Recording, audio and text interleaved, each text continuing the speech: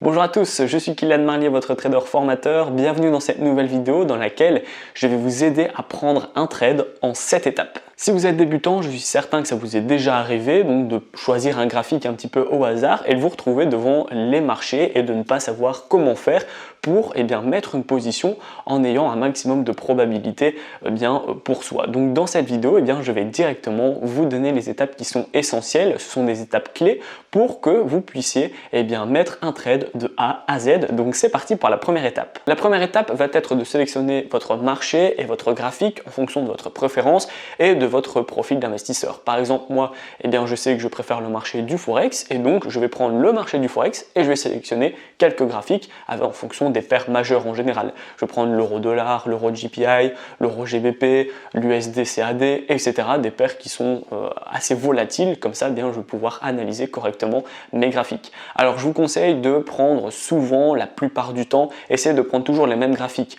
Essayez par exemple tous les matins d'analyser l'euro-dollar, par exemple. Pourquoi? Si vous sélectionnez toujours les mêmes graphiques, vous allez avoir l'habitude et vous allez connaître un peu plus les prix. Vous allez connaître les prix où les graphiques ont tendance à buter, les prix qui sont intéressants, vous allez pouvoir forcément découvrir comment réagit la paire et donc c'est super important. Une fois que vous avez sélectionné votre marché et que vous avez sélectionné des graphiques, vous allez diviser ce fameux graphique en 3 unités de temps. Par exemple, j'ai sélectionné le Forex et l'euro-dollar, je vais prendre mon euro-dollar et je vais les sélectionner en 3 unités de temps. Je vais prendre un euro-dollar en D1, en H4 et en H1 par exemple si je fais du day trading. A l'inverse, si vous faites du scalping, vous allez le sélectionner en M1 et en M5. Si vous faites du swing trading, vous allez le sélectionner en H4, en D1 et en mensuel. Voilà. En fonction de la stratégie que vous aurez décidé d'utiliser, vous allez pouvoir sélectionner 3 unités de temps. La première, c'est pour avoir une vision globale, la tendance de fond. Par exemple, encore une fois, sur le day trading, j'aurais pris mon euro-dollar, je vais le mettre en D1 pour voir un peu si on est haussier, si on est baissier. Voilà, avoir une tendance de fond et une vue globale du marché. Ensuite, je vais aller en H4 pour déjà voir si on a un signe de faiblesse, un signe de puissance, si on a un rebond, si on a un repli qui est apparent sur le graphique. Je vais avoir forcément plus de détails et ensuite je vais aller en H1 pour directement me positionner où là je vais encore avoir plus de détails sur les rebonds ou sur les replis, etc. Donc ça, c'est une étape qui est super importante. C'est bien de diviser votre graphique en fonction de votre stratégie sur plusieurs unités de temps pour forcément avoir une vision la plus globale et la plus nette possible. La troisième étape, une fois que vous avez sélectionné vos graphiques, que vous les avez mis sur plusieurs unités de temps, que vous avez déjà analysé la tendance de fond, c'est très rapide dans cette étape 2. La tendance de fond, vous allez bêtement tracer déjà des droites de tendance, peut-être des supports et des résistances. Voilà, tout ce qui va être fait un peu à la main. Vous n'allez pas encore utiliser des indicateurs dans cette étape 2. Vous allez vraiment uniquement voir la tendance et voir si on a des replis, des rebonds, etc. Et c'est une fois où nous sommes dans l'étape 3 que vous allez pouvoir ajouter vos indicateurs pour avoir forcément plus d'indications sur le marché. Donc la troisième étape, c'est déjà de sélectionner vos indicateurs. Alors inutile d'en sélectionner 10, ça sert à rien. Vous utilisez 2 indicateurs, voire 3 maximum. Et ensuite, vous allez pouvoir passer à l'étape suivante. Quatrième étape, une fois que vous avez été dans votre unité de temps la plus longue pour avoir une tendance globale, ensuite l'unité de temps moyenne pour déjà mettre vos indicateurs et avoir forcément un billet haussier ou baissier, vous allez pouvoir aller sur votre unité de temps la plus basse pour pouvoir vous positionner et donc trouver un point d'entrée. C'est la quatrième étape, trouver un point d'entrée. Vous allez pouvoir le trouver en fonction du support, en fonction de la résistance, en fonction d'une oblique, en fonction d'un indicateur.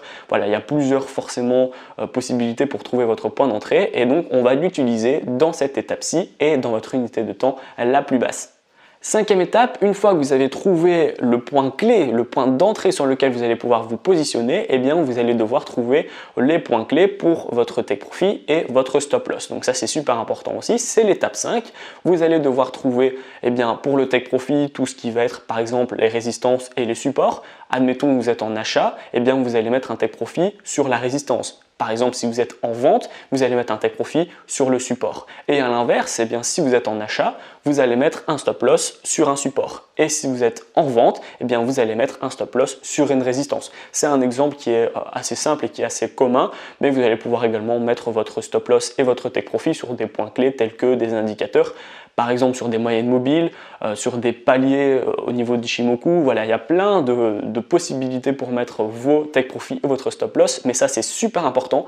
Peu importe si vous êtes en scalping, en day trading, en swing, il faut toujours mettre des take profit et des stop loss, toujours bien maîtriser son money management parce que ça va faire de vous un trader qui va durer dans le temps, et ça bien c'est le plus important, c'est ce qu'on cherche, on va chercher la longévité. Sixième étape, on va d'abord s'occuper du stop loss. Le stop loss, vous allez le définir et vous allez le placer en fonction de forcément le pourcentage de pertes que vous pouvez vous autoriser. Par exemple, je reprends toujours mon cas, je suis quelqu'un qui fait du day trading, je m'autorise maximum 1% de pertes par position. Donc forcément, je vais configurer mon stop loss pour que, si malheureusement il soit touché, je ne perds qu'1% de mon stop loss. Donc je vais regarder sur le graphique et en fonction des supports, des résistances, de mes indicateurs, je vais voir un point clé et je vais pouvoir paramétrer mon stop loss de façon à ce que je perds 1%.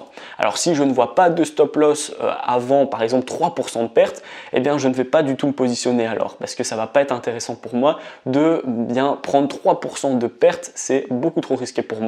Donc ça c'est super important. Si vous faites du swing trading par exemple et vous pouvez vous autoriser 5% de perte, alors vous allez configurer votre stop loss sur un point clé qui vous autorisera et qui vous entre guillemets permettra de perdre 5% au maximum en cas de stop loss touché.